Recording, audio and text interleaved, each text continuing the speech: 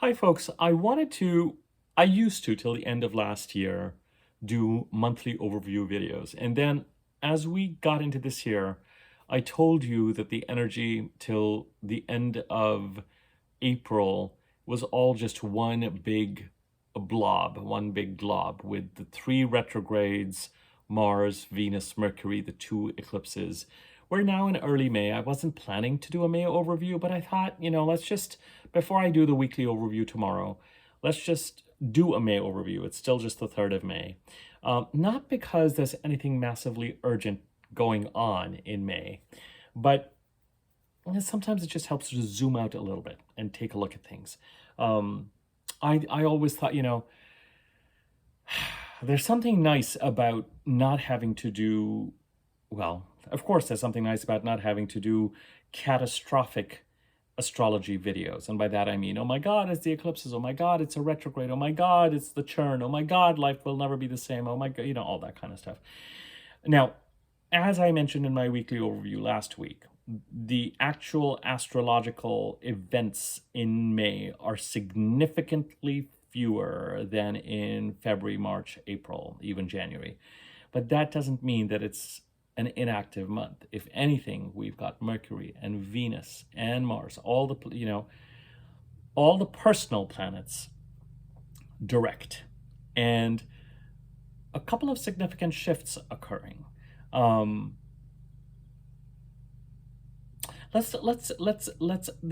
big event in May, if I can use that word, it is that at the end of May, the week before and after May the 29th, is a milestone week related to the new moon solar eclipse in Aries on March 29th. I find in my work and in my practice, and this is just something that I have observed and found, that 2 months after a solar eclipse, events occur. Some people might experience the eclipse. Some people might experience the eclipse at the time of the solar eclipse itself. Some people I find experience the eclipse the week before and after the end of May. 2 months after. Oh my God, that was the most convoluted. I think you got it. Some people experience the eclipse the week before or after the actual eclipse date. When it comes to a solar eclipse, some people experience the eclipse the week before and after, 2 months after the eclipse date. We have a new moon in Gemini on the 27th of May. Yes. So the week before and after that, if you like, I would say week before and after the 29th. Now, by the end of the first week of June, which is what that takes us to, Jupiter also gets ready to move into the sign of Cancer. And I think that the impact of the Jupiter-Uranus conjunction in Taurus in April of 2024 also dies down. So I would actually say that till the end of the first week of June of this year, starting the beginning of this year, is one arc of energy. Now, as it happens in astrology, there are other arcs that pick up. Saturn goes into Aries on the 24th of the month. So there are certain shifts that start to occur that bring us into the late spring, summer timeframe. But okay, Venus is in Aries, and some of the pleasantest aspects are being made by Venus in Aries. Venus now direct, going over the sign of Aries, where we have a communication cycle going all the way till July the 30th. If you're like, what is a communication cycle? I've done a video on the Mercury cycle. It's really called a Mercury cycle in Aries. I've done a video on it, so you can search for that. We have a Mercury cycle in the Aries part of your chart, the house occupied by Aries in your birth chart. We have a Mercury cycle occurring there all the way to the end of July. We have the new moon solar eclipse in Aries. That is the eclipse you are currently under, especially exercising its influence till the end of June. And the week before and after May the 29th may have an eclipsy feel and an eclipsy resonance. Venus now direct in Aries, the Sun, the new moon in Aries, Mercury in Aries, they are all done. The Sun and Mercury are now in Taurus. We had a new moon in Taurus on April the 27th. It is the month of Taurus. However, the Aries part of the chart is hosting Venus, and of course the eclipse occurred there.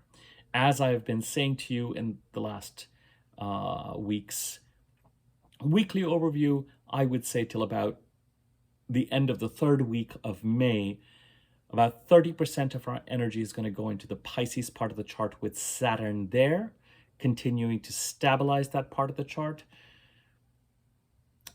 30 to 35% is, but let's just say 35% is going to go into the Aries part of the chart. We are under the solar eclipse in Aries, the Mercury cycle in Aries, Venus in Aries through May. And then 35% is going to go in the Taurus part of the chart, where we have the Sun and Mercury, and we're under the influence of the new moon. Now, by the time we get to the very last week of May, more emphasis will go into the Gemini part of the chart, but that is to be expected. Venus in Aries conjuncted Neptune yesterday. You wonder with the Venus-Neptune conjunction, my friends, if you know which house is occupied by Aries, did you in the last week, week and a half, get any opportunities that seemed, I'm so curious about what Venus conjunct Neptune may have meant for you. I think that one of the risks with Venus conjunct Neptune, wherever it is occurring, is to be aware of Neptunian opportunities. And some Venus conjunct Neptune is a very heightened aspect spiritually, romantically, artistically. But Venus conjunct Neptune, whichever part of the chart is occupied by Aries in your chart, whichever house is occupied by Aries in your chart, can create the risk of kind of having your pockets picked, or bringing you opportunities, or having you say yes to situations where you may be giving more than intended, or they may seem to be a little bit mysterious, or a little bit fishy, or a little bit what's going on here, or a little bit promise more than they deliver to some extent. You know, there could have been, as we got to that Venus-Neptune conjunction yesterday, for about a week or so before that, opportunities that came up that we were like, should I, shouldn't I, does this make sense, does it not? And when we do it, or if we get involved in it, there's just this feeling of like, I don't know what this is necessarily. Now, that doesn't mean that we shouldn't do it sometimes, because you never know. Sometimes opportunities come disguised in ways that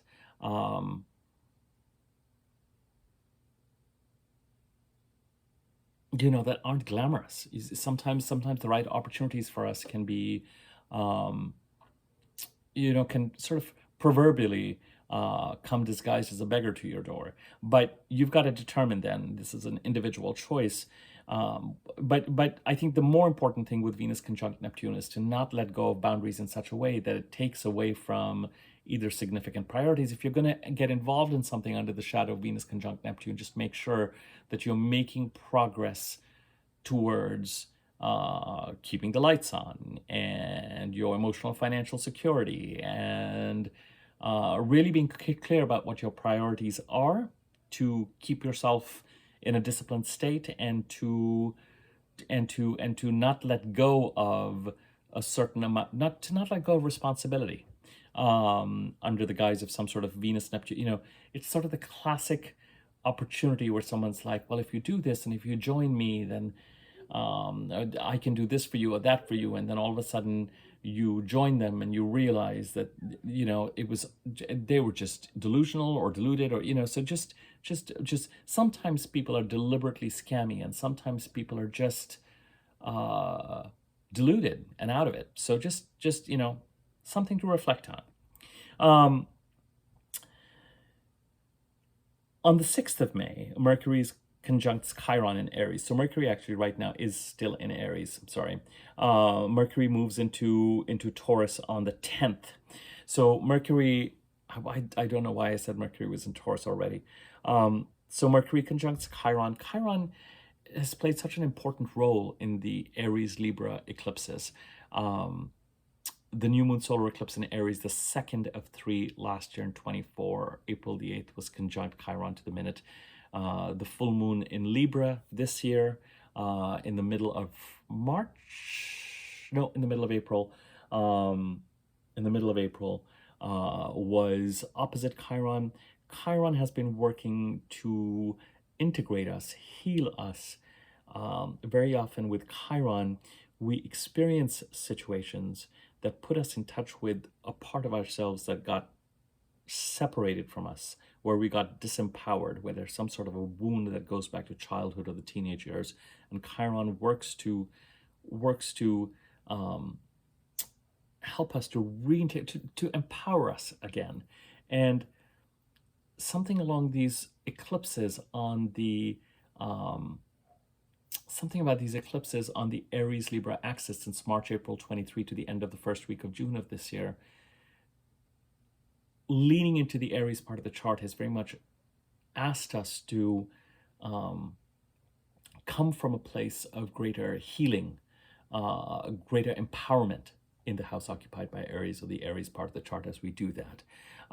Mercury then moves into Taurus on the 10th, leaving Venus behind. Now, as I said, Venus makes some of the really sort of appealing aspects, including as the month goes on. Let me find them. Venus trines Mars on the 22nd. This is a really important aspect for me because both Mars and Venus were retrograde. Mars till the third week of February, Venus till the middle of March. And both of them direct, now trine each other from the Aries part of the chart to Mars in Leo. And it's important to me because it marks a kind of closure for me just before the beginning of the last week of May, as we head into the eclipses, marks a kind of closure for me on all the activity in February and March and April around those retrogrades. What were those retrogrades about? Whenever planets are retrograde and then they go direct, I always look to the aspects they're going to make next after they're direct and where they're headed. Why is it that Venus and Mercury could not get past the 10-degree mark in Aries in March, and could not conjunct Chiron at that time, but had to go retrograde for some reason to stabilize the Pisces part of the chart, finish up something there, and then come back into Aries and move forward? Mercury gets the chance to move forward and conjunct Chiron on May the 6th, and then move into Taurus. Venus moves forward to, gosh, when does Venus conjunct Chiron? I think Venus may be conjuncting Chiron on June the 1st. So, but on her way there, she trines Mars in Leo. Mars direct now in Leo. Again, Mars couldn't get past, I think it was 6 or 7 degrees of Leo, and then had to go retrograde, and is now direct and gathering speed. Our energy, our vitality, our ability to take action towards our goals, to set boundaries, is stronger, more powerful. And Mars, when he was retrograding, direct, retrograde, and then direct again in Cancer, was supporting the Pisces part of the chart, which we were trying to stabilize. And then from the Leo part of the chart is sending his support to the Aries part of the chart, where some of our future development lies, where we are closing out the North Node eclipse cycle that has been going on since March, April 23.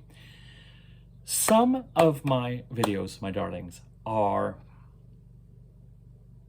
some of my videos like this one are definitely more for, I will say, are kind of a chit chat, are kind of a, they may be more relevant and more intriguing for people who know their own chart or are a little bit more astrology aficionado. Otherwise, this video, I will admit, is going to risk sounding a little bit like just a list of transits. I'm listing the transits and giving you this so that you can be in reflection around what has it meant for you to stabilize the Pisces part of the chart, where Neptune has created a certain amount of chaos since 2012. And there was a crisis in 2014, 15, especially 16, 17. And Mars entered in March 23 and has been working with us to stabilize that part of the chart. Saturn has been in Pisces since March 23. And Saturn leaves Pisces for Aries temporarily on May the 24th, 25th till September the 1st, but then from September the 1st of this year to February of next year comes back to finish up this stabilization. And somewhere tied with all of this, of course, is Pluto in Aquarius. Pluto entered Aquarius was in Aquarius for much of 2024, and between Jan 20th and Feb 20th kind of kicked the door open of 2024. And as I mentioned to you in my Pluto retrograde video, as we head into January of next year, when Saturn is back in Pisces, a lot of those conjunctions, the Sun, Venus, Mercury, Mars, Pluto, will occur again in those last 2 weeks of January. So we're going to revisit loosening bonds that Pluto started to loosen for us in the Aquarius part of the chart as part of his transformation, going back to Jan 20th to Feb 20th of 2024. And if you want more on what I just said, take a look at the video I did yesterday on Pluto retrograde. The reason why I'm bringing this up is that for some people, there may be a correlation between what Pluto has done to kick the door open in the Aquarius part of the chart and Saturn stabilizing the Pisces part of the chart. Sometimes stabilizing the Pisces part of the chart under Neptune's influence can also mean doing away with processing lessons around boundaries and doing away with people, situations that create loss through deception, through something we might be, so when we're talking about it's so clear that the Pisces part of the chart needs stabilizing, and that the future that has been beckoning us forward and continues to beckon us forward till the end of the first week of June is in the Aries, Taurus, and Gemini parts of the chart, with the North Node eclipses and Chiron in Aries, but the North Node eclipse is particularly creating that future. This is where we need to lean into in order to develop Uranus in Taurus and Jupiter transiting Gemini. Some of this is going to change at the end of the first week of June when Jupiter moves into the sign of Cancer. But a Plutonian change can be so... Pluto targets our very foundations as he starts to make these changes. And it's an overcast day today, and I thought I would have light for another 20 minutes because the sun doesn't set for 20 minutes, and this is one of the darkest sunsets we have seen in a long time, so you're going to have to forgive me for this.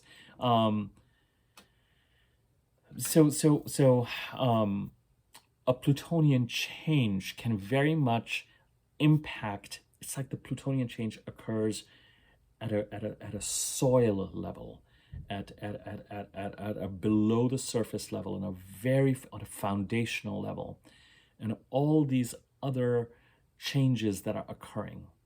What to stabilize, what to lean towards, are going to build on this Plutonian transformation.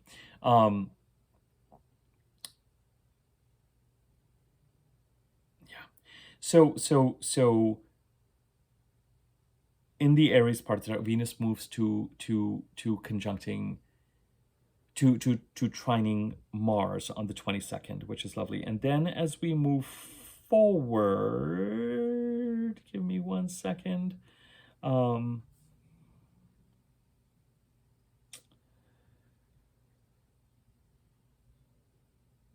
Saturn comes into Aries on the 24th. That is going to be its own separate thing. And then, as I said, Venus conjuncts Chiron on June the 1st. Venus going through the Aries part of the chart. Pluto retrograde in Aquarius is a May event. I did a video on this yesterday. Mars opposed to Pluto. A week after that, Pluto goes retrograde. And what that means in terms of timelines, I'm going to let you check yesterday's video. I'm just going around the chart now.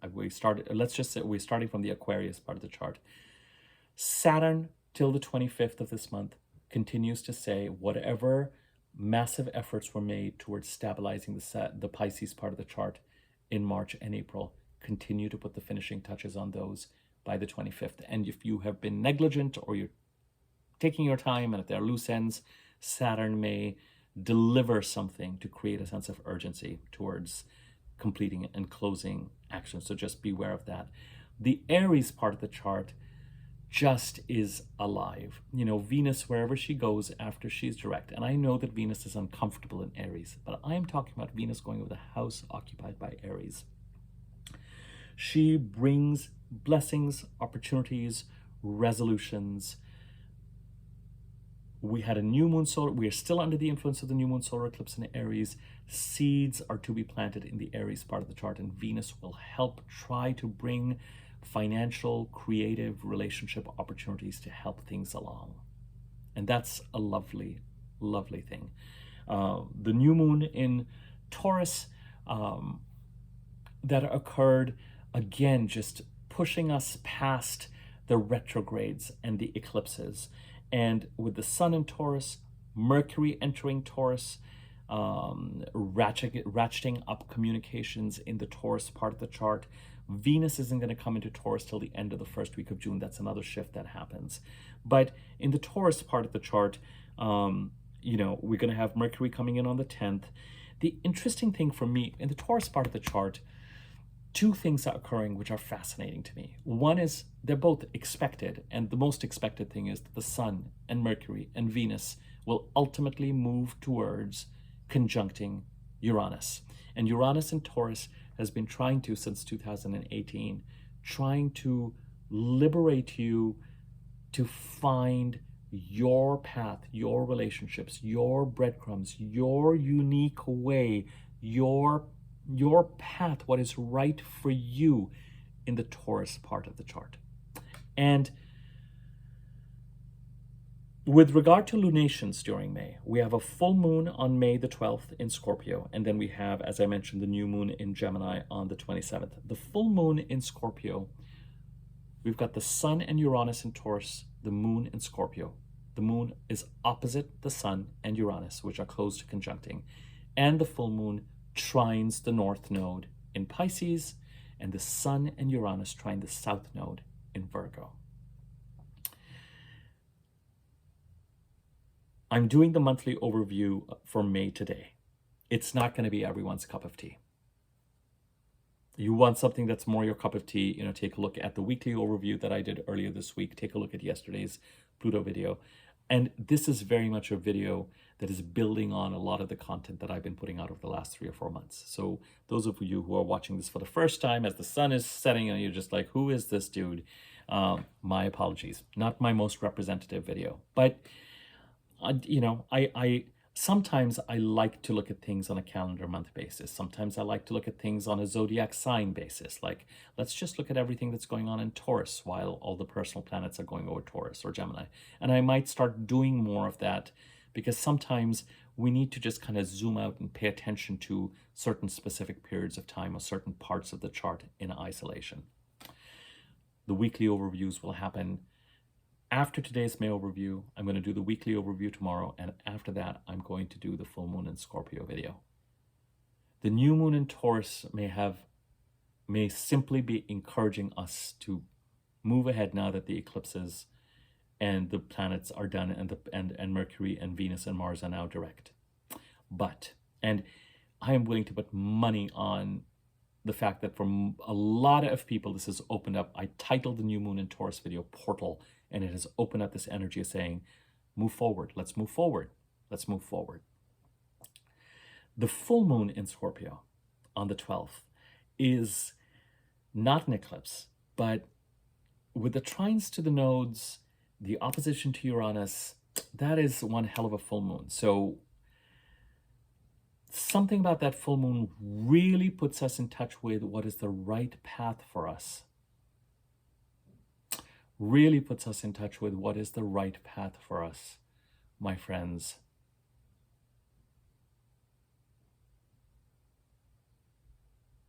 In this Taurus part of the chart. When it comes to Uranus, there's a heavy, very strong chance that it's not going to be conventional. It's a question of what is right for you, what feels right, what feels intuitively right, what you feel you're being led to do. There may not be a lot going on astrologically in terms of aspects in May. But as we head to the full moon in Scorpio, opposite Uranus, trine the North Node, and we head towards the last week of May, first week of June, 2 months after the solar eclipse,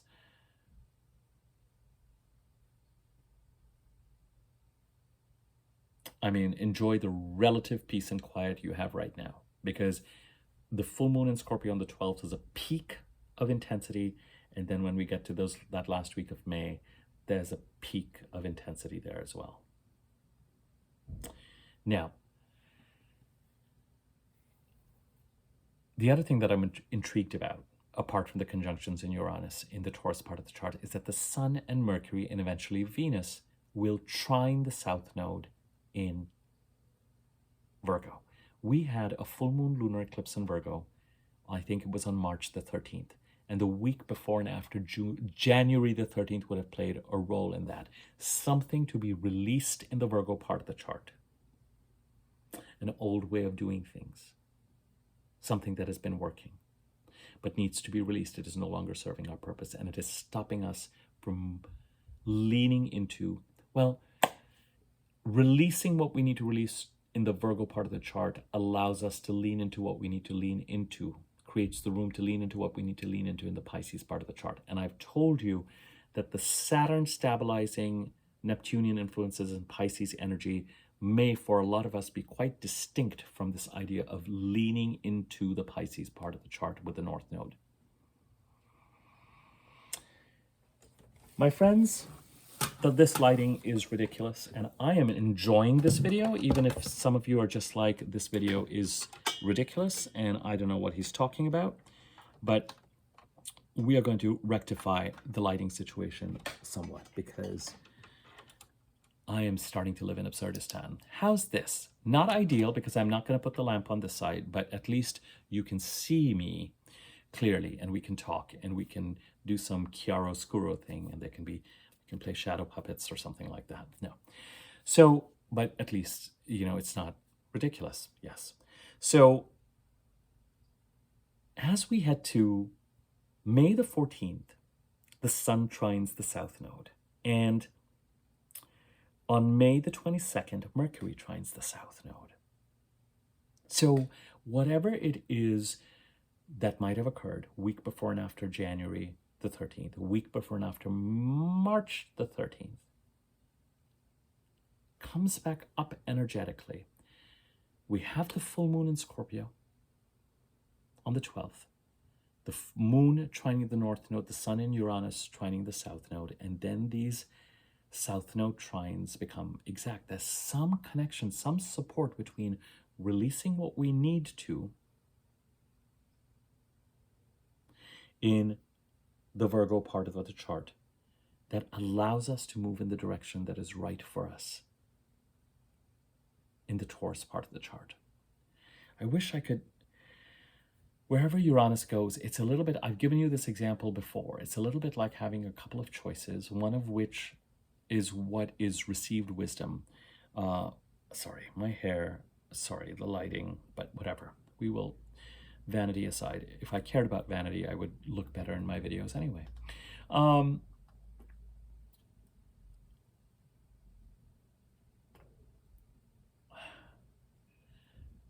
Often it's a kind of an archetypally, it's a choice between the conventional received wisdom path of doing something, and as you move forward to pursue something, listening to the intuitive whispers around what might be right for you.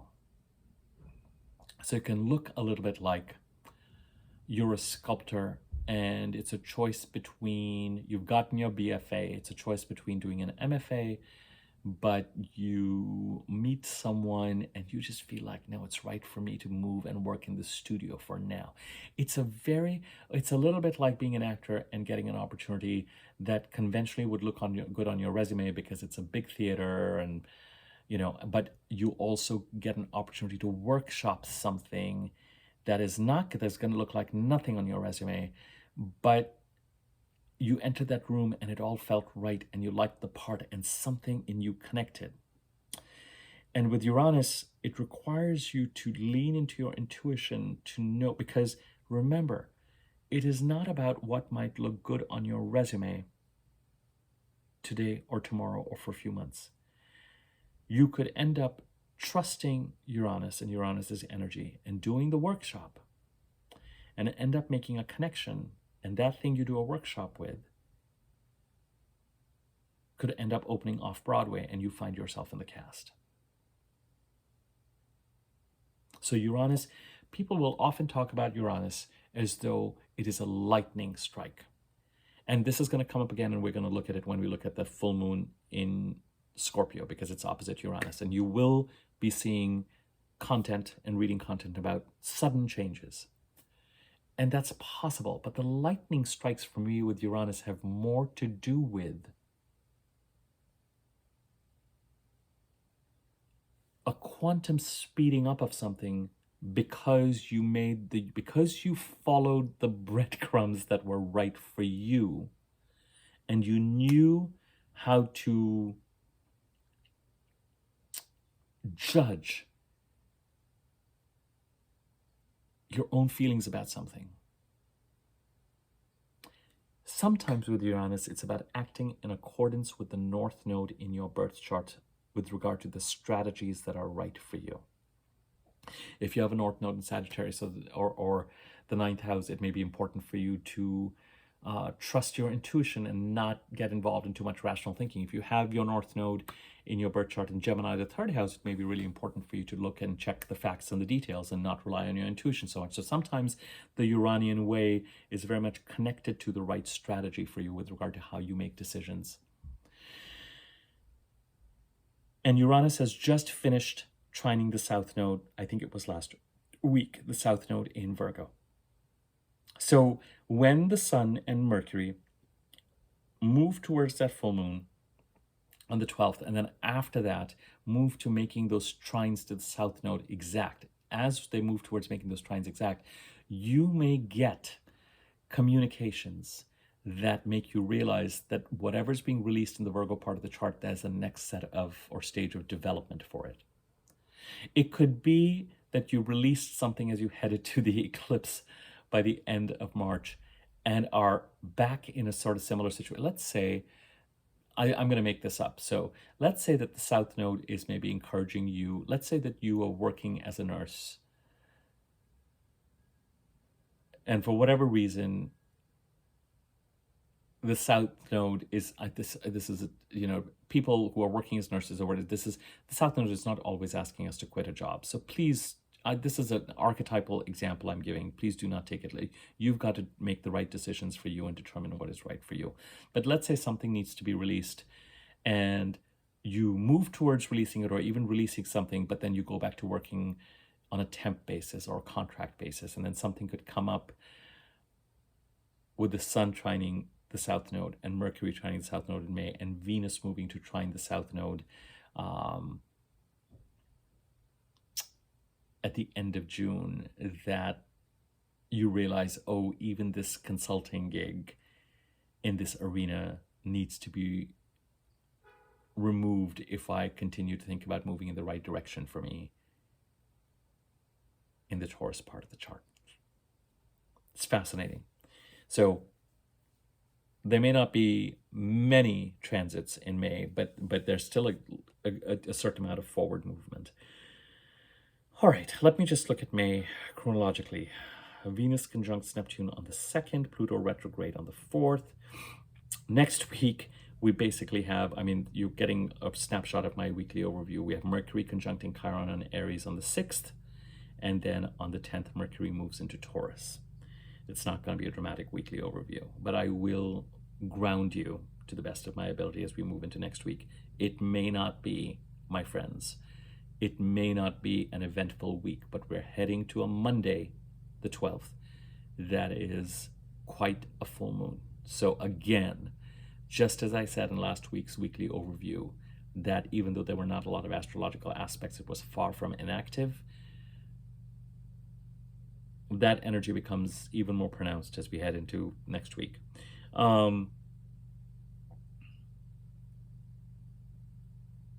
Mercury enters Taurus on the 12th, squares Pluto. I'll cover that. We have the Scorpio full moon. Then the Sun trines the south node. We talked about that. The Sun moves to conjunct Uranus. Mercury squares Mars. Again, some of those aspects. One of the things, and I've already talked about this, is that on the 15th, Jupiter squares the nodes. So the endings and the new beginnings that Jupiter has been creating in the Gemini part of your chart becomes necessary. There's a lot of, it's really interesting. The nodes are quite active. You know, you've got the full moon trining the north node and Sun and Mercury trining the south node. And then we move towards, and this is already active because it's already within 5 degrees, Jupiter, who ends a 12-13 year cycle, starts a 12-13 year cycle in whichever house he's transiting, to try and move us into greater alignment in that house with what we articulated was our desire when Jupiter went over the 9th house last. You know, there's some pressure on Jupiter to move towards this ending and new beginning, to help us again continue this process of leaning into the north node in Pisces and releasing what we need to in the Virgo part of the chart.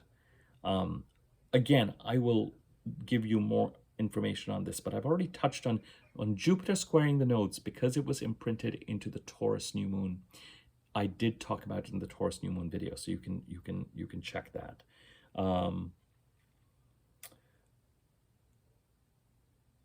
Then on the 20th, the Sun enters Gemini.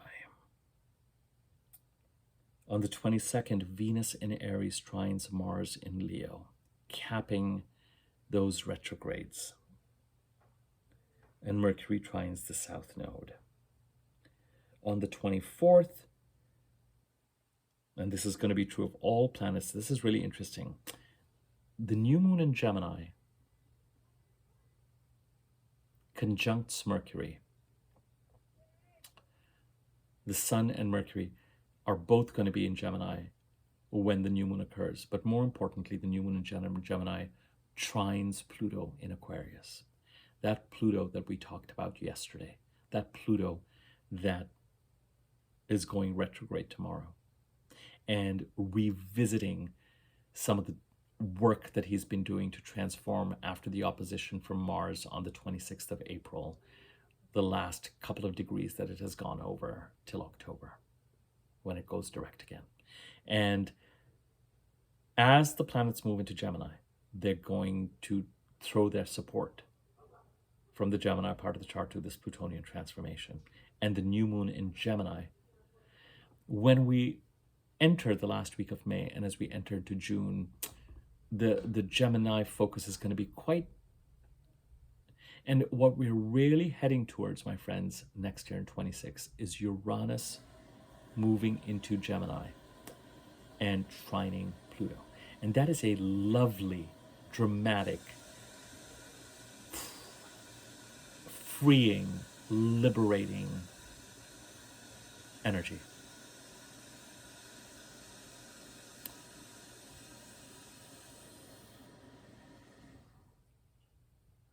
Old apartment buildings are so interesting. That bathroom is never used. The cat uses that bathroom in this room where I make these tapes.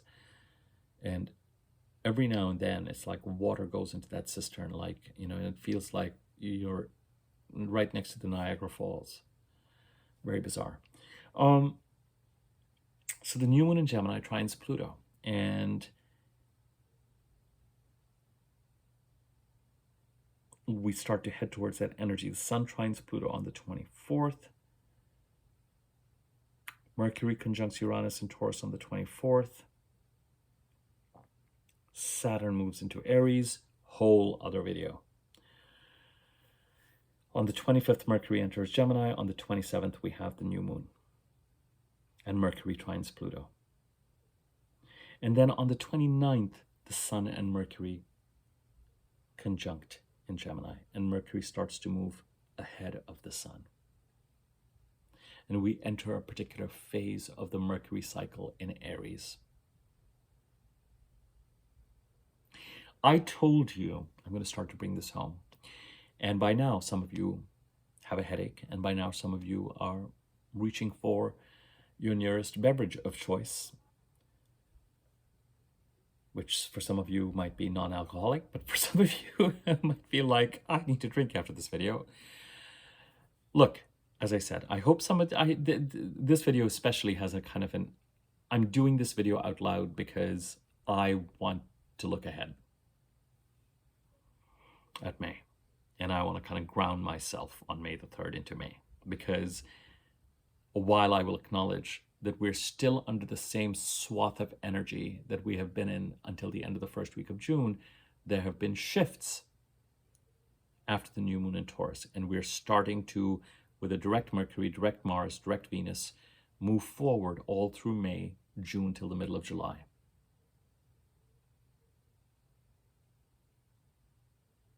And till May the 25th, there's still a strong emphasis on continuing to stabilize the Pisces part of the chart. Please don't ignore pending tasks there with Saturn there. Please don't. Please don't. But a lot more of our energy, 2/3 of our energy is forward-looking now. Whereas in February, March, and April, forget about it. You know, it was almost like March was heavily the Pisces part of the chart, and April still, I would say 2/3 of the energy was around stabilizing the Pisces part of the chart.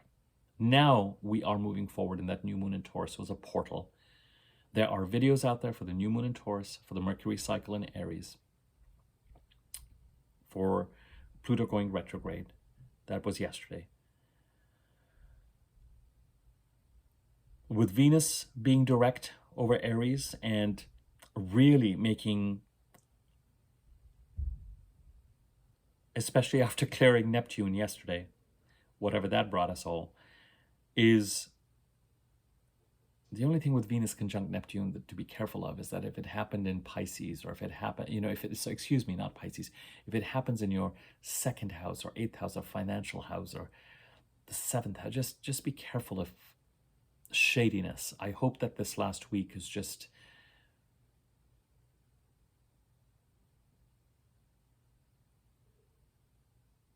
remember with Neptune, it can encourage a kind of giving of your services and a loosening of boundaries, and you might be like, why am I putting my efforts in, has it robbed me of my goals? Has it robbed me of something financially? Has it you might be wondering about that as you head into this week, irrespective. But as I said, sometimes opportunities come looking a little bit mysterious. So you're going to have to gauge what you've said yes to and whether it's going to turn out to be for your best interests or not. And it might sometimes. So just remain present to the best of your ability.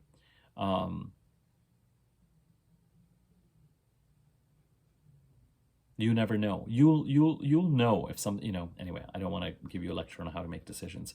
But then the rest of what Venus does during May, conjuncting Chiron, trining Mars from Aries, and then we move into that last week of May, first week of June. That kind of is the last intense point with those new moon solar eclipses in Aries that we had in April 23 and April 24 and March 29th of this year.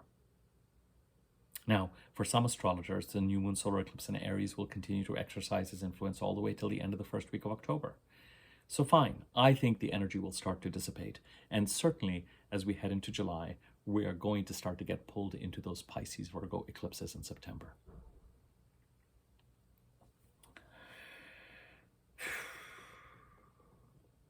In the Taurus part of the chart, Mercury comes into Taurus on the 10th. I'm just summarizing now. And both Mercury and the Sun will move towards conjuncting Uranus at around the time of the Scorpio full moon. The moon will trine the north node in Pisces. The Sun and Mercury will trine the south node in Virgo. And something about that full moon that is really the biggest priority with that full moon in a little over a week's time is, and it's connecting us to the direction that is right for us in the Taurus part of the chart. And something in the Virgo part of the chart may need to be released in order to move us there. And something really intriguing about that full moon in Scorpio in the part of the house that is opposite the Taurus part of the chart. I'm going to dissect this more. I'm going to dissect this more when I do the full moon video and when I do the full moon video for the rising signs in the membership part of my channel. There are 3 ways to engage with me, folks. Free content on this channel like this, although some of you might never want to talk to me again. There are the memberships part of my channel, $6.99 a month, sign-specific content. Do not, if you're just like, oh my God, if a sign-specific content is like this, you know, I'm running for the hills, you can give it a shot for a month and see. There's videos there on the Pisces, Virgo, Libra. I just got done with the new moon and Taurus videos. You can take a look at that and see if some of that content is useful. I'm really enjoying doing those videos there, and the feedback has been positive. So you're welcome to take a look at that. It's done for your rising sign, but you can look at it for your sun and moon sign as well. And then finally, you can also get a reading with me reading your birth chart, and you can contact me in the email address in the description box below and write to me, and I can send you information about options and rates. So those are 3 ways to engage with me. I'm going to move forward. I'm doing this, the weekly overview tomorrow, and then the full moon in Scorpio video much earlier than I normally do my full moon videos, but then it'll allow me to try and get all the rising sign, full moon and Scorpio videos done before the full moon, God willing. So that's what's going on in the Taurus part of the chart. And then at the end of the month, the sun comes into Gemini, Mercury comes into Gemini, and we move towards that new moon in Gemini that trines Pluto with the sun and Mercury conjunct. As we get to that new moon in Gemini, I prefer the new moon in Taurus for the simple reason that all the planets were direct, and Venus, the ruler of that Taurus new moon, was direct, and in Pisces, a sign that she is happy in. When it comes to the new moon in Gemini, it is still a very forward-moving, propelling new moon with the trine to Pluto. With the conjunction with Mercury, as we head towards the 26th, you could experience minor Mercury retrograde symptoms because Mercury will be combust. By being so close to the sun, it will lose power. But really, the sun will be downloading information to Mercury, our mental selves. And again, we're heading with that new moon to that last week of May, first week of June, and you really got to pay attention to that. Could be quite an eclipsey 2 weeks. Fascinating.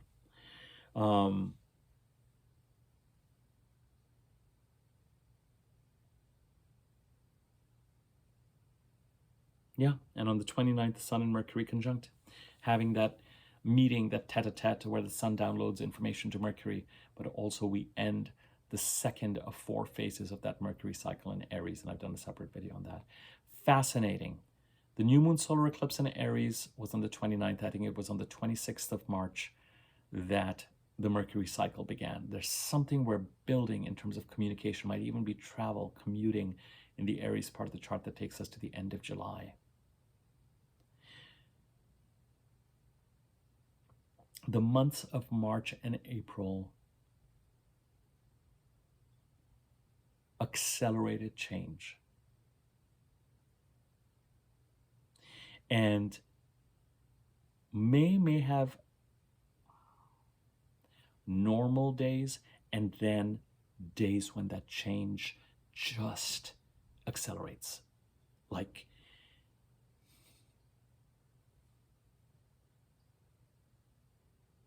there's something very mysterious afoot with regard to moving towards that future state that we've been trying to get to and create since March, April 23, that was symbolized by these new moon solar eclipses in Aries, and releasing what we needed to in the Libra part of the chart with the South Node eclipses in Libra. And the releasing emphasis occurred between October, September 23 and March 24, and then September, October of 24, and the end of 24. And now, after the March eclipses are done and the retrogrades are done, there's a lot of emphasis on moving us into that forward direction. And the ground is starting to shift. You know, March and April were kind of relentless in the change, and a lot of the change with March and April was around stabilizing the Pisces part of the chart so you could put your attention towards creating the new. There's still a certain amount of shedding that needs to be done with the Sun and Mercury trining the South Node in Virgo. And that full moon is really going to bring something to... Something may come to a head. You may need to release something as you head towards that full moon to move in the right direction for you in the Taurus part of the chart, towards that forward state that you've been trying to create. It's really fascinating.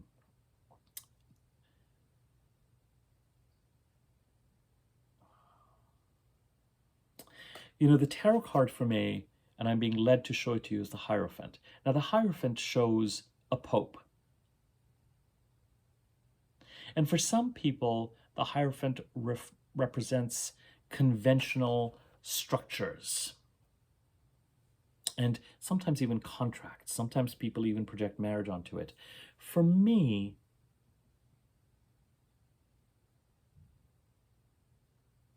the Hierophant represents spiritual wisdom.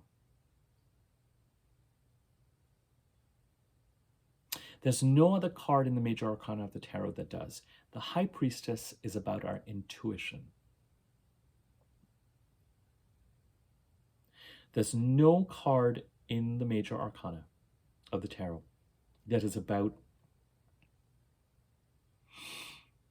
I mean, we have things like the Hermit, where we isolate ourselves to take care of things and look at the lamp. But that's a personal discovery. Me looking at my favorite spiritual text or texts and getting wisdom on that, whatever those texts are, for whatever that for me sits with the Hierophant. And the reason why I think that is so important this month is because when we deal with, remember that last month's April's card was the Death card, transformation, the death of the old. And as we move into this month, we go into the month of the heart. It's like as we actually start to embody the change.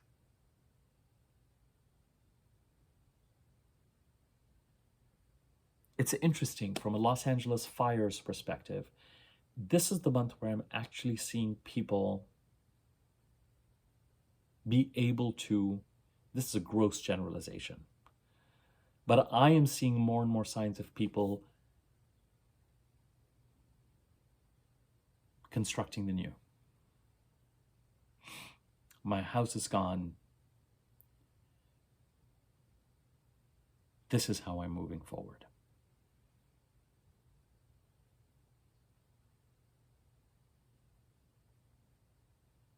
And when you have to embody the change and the change is actually occurring, because change is always unnerving and unsettling, is when you really have to lean into that connection to source, to keep your wits about you, to see the signs with regard to where it is that you're meant to go, why things are happening in mysterious ways, where things are heading to, how the universe is conspiring to create a certain amount of change, how the universe is giving you signals if you're on the right track or the wrong track.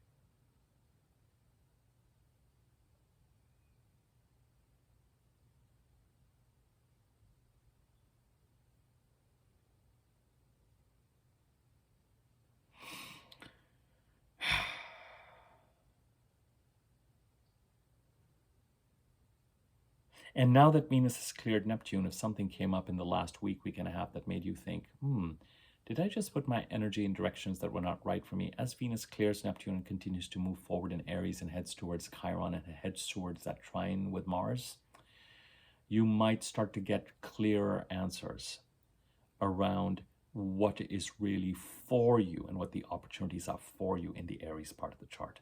And because the future state is 40% the Aries part of the chart, 30% the Taurus part of the chart is symbolized by Uranus and Taurus, and let's say 20% the Gemini part of the chart, where Jupiter has been creating an ending and a new beginning since May of 25. That doesn't add up to 100, but whatever.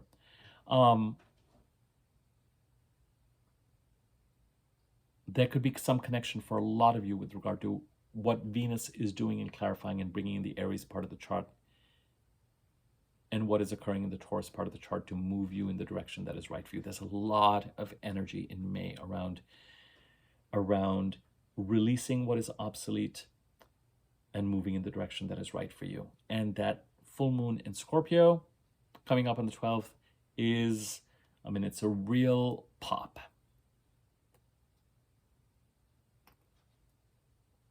It's a real bubble burst. Okay, I'm going to do the weekly overview tomorrow. Do not expect anything dramatic. Right on cue, dear Valentine has come to use the litter box. He did the same thing yesterday when I was doing my Pluto video.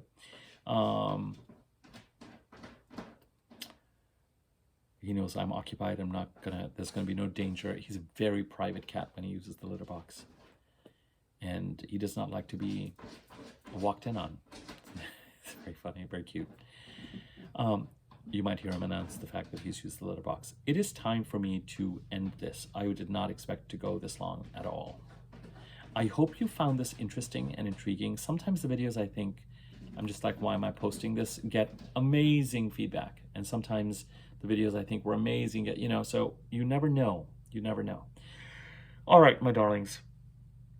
Tomorrow, weekly overview. After that, the full moon and Scorpio video, which I inadvertently have probably created a great deal of anticipation on. And then in the membership part of the channel, I will talk about that full moon and Scorpio for all the rising signs. In the meantime, you can contribute to this channel by using the thanks button underneath this video, by donating. The information on donations are in the description box below.